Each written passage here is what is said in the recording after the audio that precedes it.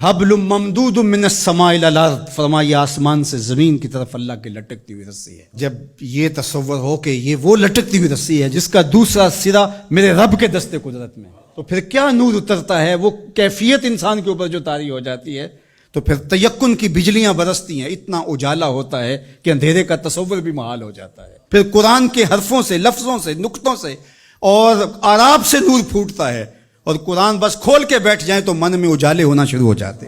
جب یہ تیقن انسان کے ساتھ جڑ جائے، جائے کہ قرآن کھول کے پڑھا جائے، سمجھا جائے، مفاہیم و مطالب کو جو ہے وہ سمجھنے کی کوشش کی جائے، یا کسی عالم یا کسی صاحب نظر کی صحبت میں بیٹھ کے قرآن سیکھا جائے، پھر تو جو روشنیاں برستی ہیں، من میں اجالے ہوتے ہیں۔ یہ تیقن کہ یہ وہ حبل اللہ المتین، یہ اللہ کی وہ لٹکتی ہوئی رسی ہے جس کا ایک سرا رب کے ہاتھ میں ہے اور دوسرا ہمارے ہاتھ میں ہے، تو پھر قرآن کے حرفوں سے بھی نور پھوٹتا دکھائی دیتا ہے۔ کیا روشنیاں من میں اترتی اور کیا اجالے من میں پھوٹتے ہیں۔ تو فرمایا وَمَنِ ابْتَغَى الْهُدَى فِي غَيْرِهِ أَضَلَّهُ اللَّهُ وَهُوَ حَبْلُ اللَّهِ الْمَتِينُ، وہ اللہ کی لٹکتی ہوئی رسی ہے۔ وَهُوَ الذِّكْرُ الْحَكِيمُ، اللہ اکبر، یہ حکمت والا ذکر ہے۔ اس سے ضیائیں بھی پھوٹتی ہیں، روشنیاں بھی پھوٹتی ہیں، اور حکمت کے اجالے بھی نکلتے ہیں اس کتاب کے۔ حرف حرف نور بانٹتا ہے، لفظ لفظ اجالے بانٹتا ہے۔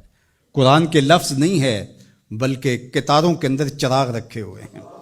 اللہ اکبر، اس کی روشنی کے اندر زندگی کی راہیں اجالی جاتی ہیں، اور پھر زندگی کا اسلوب نصیب ہوتا ہے۔ وَهُوَ الصِّرَاطُ الْمُسْتَقِيمُ، اور یہ بالکل سیدھی راہ ہے۔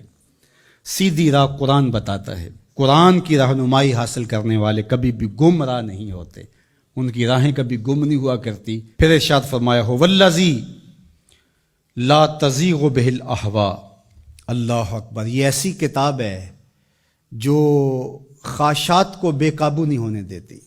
یہ کتنی بڑی بات میرے حضور نے فرمائی۔ انسان اپنی خواہشات کے پیچھے ہی لگ کر کے گمراہ ہوتا ہے۔ بلکہ میں آپ کو ایک اور بات بتاؤں، اور وہ یہ کہ ہر دور کے اسلوب بدلتے ہیں۔ اب خط تو نہیں آتا، اب میسج آتا ہے، دور بدل گیا ہے نا۔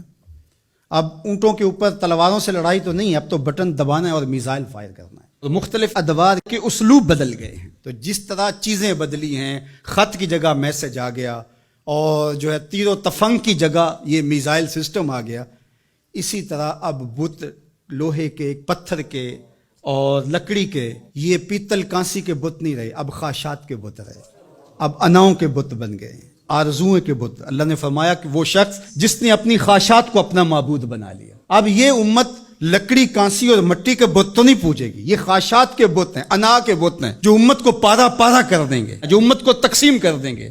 میں بڑا ہوں، ہم چما دیگرے نیست، یہ بت ہیں، یہ پرستش ہے۔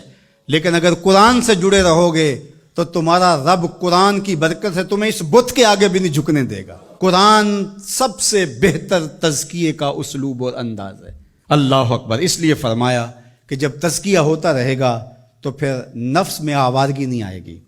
اس لیے قرآن کی روزانہ کی بنیاد پہ جو تلاوت ہے وہ انسان کی زندگی کے اندر نظم پیدا کرتی ہے۔ اللہ نے چاہا تو آئندہ کچھ برس کے اندر جمعۃ المبارک کے خطبے کے دوران ہی انشاءاللہ قرآن مجید ترتیب سے ہم شروع کر کے کوشش کریں گے کہ جو ہے وہ والناس تک اس کی ضروری توضیحات اور تفسیرات جو ہے وہ آپ کے سامنے رکھی جائیں، اور یہ قرآن مجید کی کلاس کی شکل اجتماع جمعہ اختیار کر گیا ہے۔ اور کچھ ایسے لوگ بھی ہیں جن کی فیملیز بھی ساتھ آتی ہیں، اور اوپر خواتین بھی اس طرح موجود ہوتی ہیں، تو میرے ذہن میں آتا ہے کہ جو مکمل فیملیز آئیں گی، بچے بھی آئیں گے، بیٹے بیٹیاں بھی آئیں گی، مرد بھی آئیں گے، تو ان کو ہم المصطفیٰ قرآن فیملی کا نام دیں گے انشاءاللہ۔ آپ رجسٹریشن بھی کروا لیں اس کی، اور الگ بھی ان کے لیے جو ہے وہ سیشن رکھیں گے قرآن مجید کے حوالے سے۔ جتنے سالوں میں بھی تکمیل ہوتی ہے اپنی حاضری کو یقینی رکھیں، اور مجھے امید ہے کہ اس کی برکتیں زندگی میں اتریں گی اور نور پیدا ہوگا۔